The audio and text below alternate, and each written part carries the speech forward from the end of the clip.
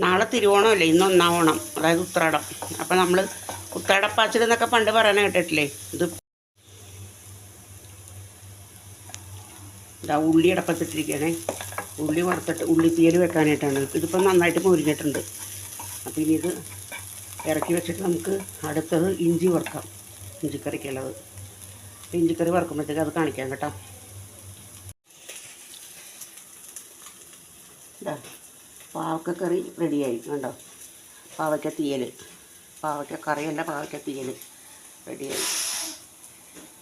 അത് ഇത് ഇഞ്ചി വറുക്കാനായിട്ടൊക്കെ അടുപ്പത്ത്, ഇഞ്ചി തീയൽ വെക്കാനായിട്ട്. അപ്പോൾ ഉള്ളി വറുത്ത് മാറ്റി, ഇനിയിപ്പോൾ ഇഞ്ചി വറുത്ത് മാറ്റണം, പിന്നെ തേങ്ങ വറുക്കണം, കറി വെക്കണം. ഓരോ സ്റ്റെപ്പായിട്ട് കാണിച്ചു തരാം കേട്ടോ. പിന്നെ ഇതാ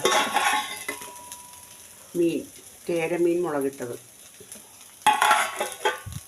പിന്നെ ഒരിടപ്പത്ത് ചോറ് ഇരിക്കുന്നുണ്ട്.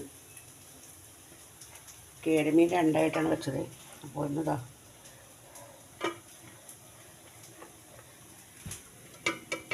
പിന്നെ ചിക്കൻ കറിയുണ്ട് കണ്ടോ.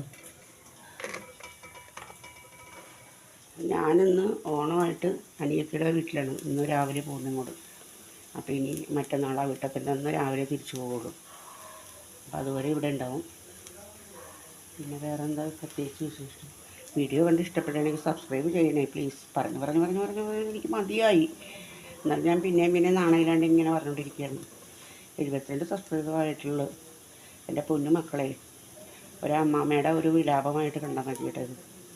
ഓക്കെ.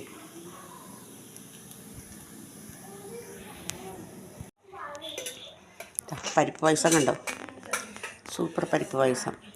ഇതൊക്കെ നാളെ വിളമ്പാനായിട്ടുള്ളതാണേ. നാളെ തിരുവോണത്തിൻ്റെ ഒന്ന് കാണിച്ചു തരാം കേട്ടോ. ഇതിപ്പോൾ വെറുതെ നമ്മളിപ്പോൾ ഇന്ന് തലേ ദിവസം ഉത്രാടപ്പാച്ചിൽ ഞാൻ നേരത്തെ പറഞ്ഞില്ലേ, ഉത്രാടപ്പാച്ചിലിൻ്റെ വകഭേദങ്ങളാണ് ഈ കാണുന്നതൊക്കെ. എല്ലാ സംഭവങ്ങളും നേരത്തെ ഉണ്ടാക്കി വെക്കും.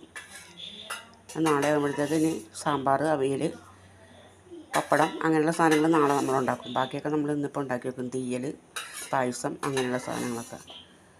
അപ്പോൾ ബാക്കി നാളെ കാണിക്കാം കേട്ടോ.